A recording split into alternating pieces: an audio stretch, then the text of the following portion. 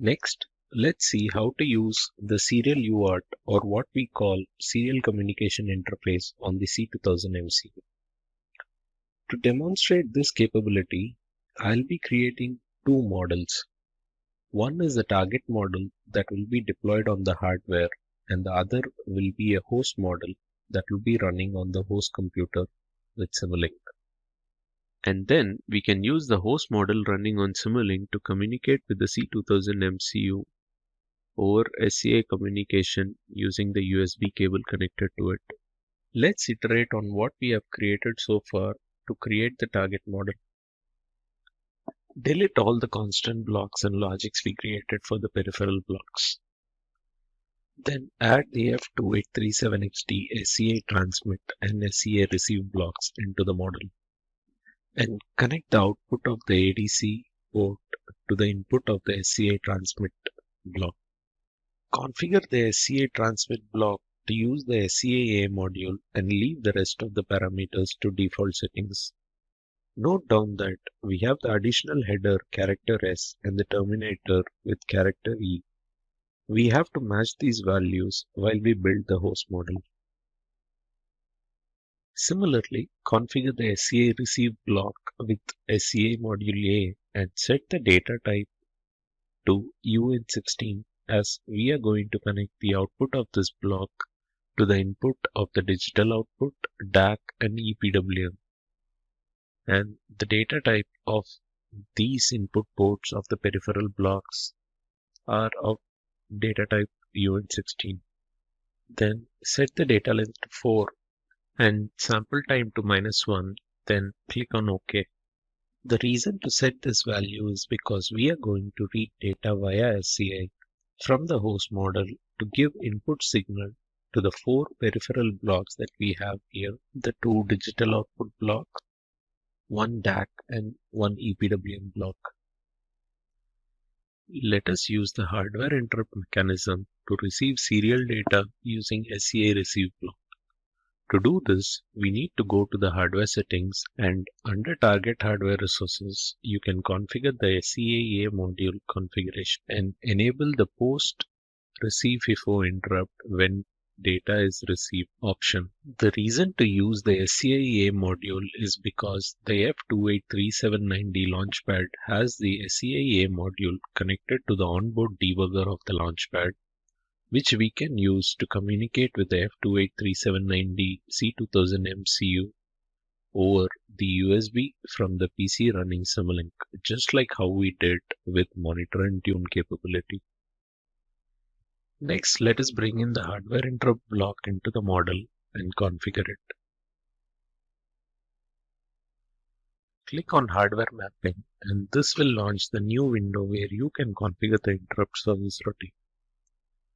Select the interrupt group as SCI and interrupt name as SCIA RX interrupt, and check clear interrupt status flags after event service and click on apply changes.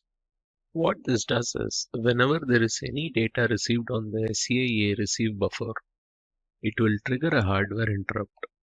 So to use this trigger signal, we need to introduce a function called subsystem into the model, and we have to move the SCI receive block inside that. So whenever there is any data received via serial, the interrupt will be triggered and the SCI receive block will read the data and output it. We can use a demux to separate out the signals we want to send from the host model to the target model. Now you can click on Build, Deploy and Start to generate code and deploy this model on the hardware. Since hardware interrupt driven code is asynchronous, you will see the following error. To fix this, introduce a rate transition block and uncheck Ensure Data Integrity option in the rate transition block and click on Apply. And then build and deploy the model on the hardware. Once the model is deployed, we can go ahead and create the host model. To do that, create a new model and save the model as host model. Then open the C2000 Microcontroller Blockset library and drag and drop the host communication blocks into the model. You have the serial configuration, serial send, and serial receive blocks. The serial configuration block is where you need to configure multiple parameters like the baud rate, COM port you want to use, data bit parity, byte order, and so on, just like you would do with any serial terminal software. Now to configure this, we need to go back to the target model and check what was the baud rate that was mentioned as default in the target hardware configuration. As you can see here, the desired baud rate that was set was 5E6. Let us set the same value as the baud rate in the serial configuration in the host model and set the timeout to 10 milliseconds and click on apply. The reason for doing this is if you set the timeout to 10 seconds or such a high value, in case there is no data on the serial receive block, the model will wait for 10 seconds to run the next step in the simulation. By reducing this value, we can see real-time action and log data on Simulink faster. Now let's connect a display block to the serial receive block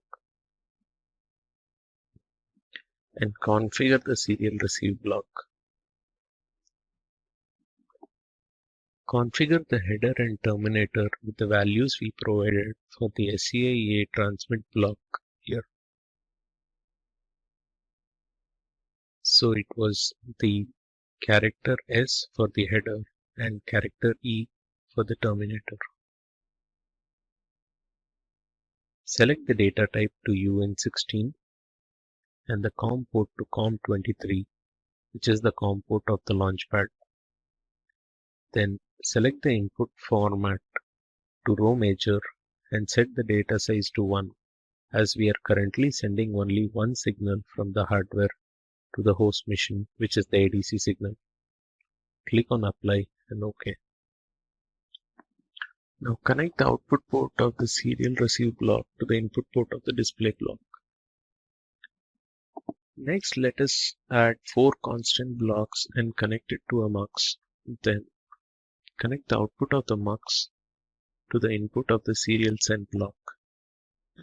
Then configure the serial send block with the header ASCII code of 83 and terminator ASCII code of 69, which is the equivalent of character S and E, which we have used as header and terminator in the SCI receive block in the target model. Also select the correct COM port, click on apply and OK. Now when you run this host model, you can see that you are receiving some value from the C2000 MCU, which is transmitted over UART, which is nothing but the raw ADC count signal which we connected to the SCI transmit block in the target model. But when you try to change the constant values, you don't see any change in the LED state. Neither there is any DAC output value or a PWM signal generated. The reason for this is data type mismatch. Let's look at the target model and the host model side by side to understand this.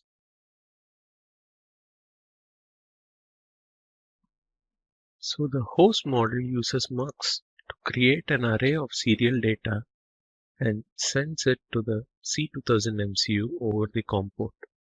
And as mentioned earlier, whenever this data is received on the C2000 MCU's SCI buffer, an interrupt is triggered and the received data is read and demuxed on the hardware side and given as input signal to the corresponding peripheral blocks.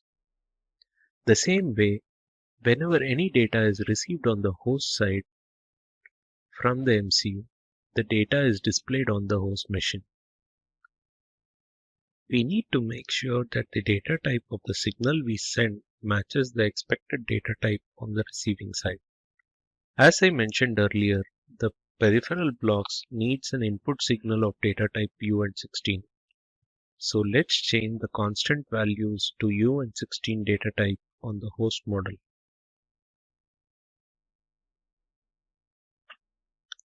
Now if you run the host model, you can see that You are able to see the LED status change when you change the constant value on the host model.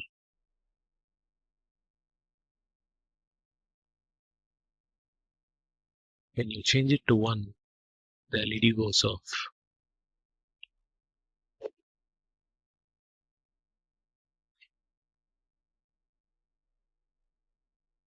And when you change it back to 0, the LED turns on.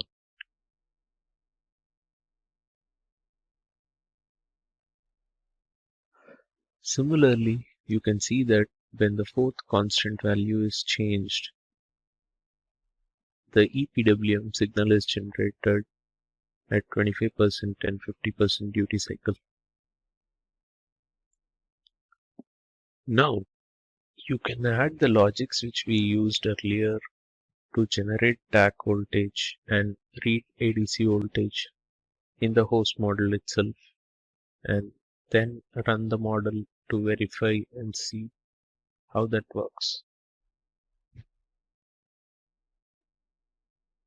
You could also add Simulink dashboard blocks and connect it to the constant block, and model change detection logic to send data to the hardware only when there is a change detected instead of sending it continuously to improve the execution speed and visualizations. In this demo model that I have created, I am using a knob to set the DAC voltage from 0 to 3 volts, and the same is displayed on the gauge which measures the DAC voltage using the ADC. So as I vary the voltage using the knob, you can see that ADC is also measuring the same voltage and it matches with the voltage measured by the multimeter. Then I can use the slider to vary the duty cycle of the PWM signal that is generated. You can see it as I vary the duty cycle on the slider.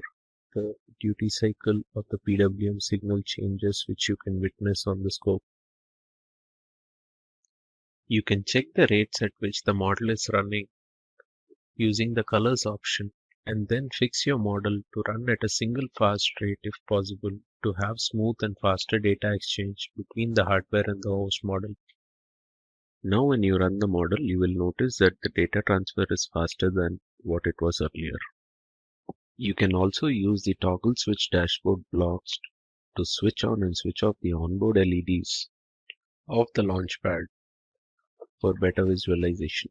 With that, we come to the end of this video where you learned how to use GPIO, ADC, DAC, ePWM and serial communication with hardware interrupt.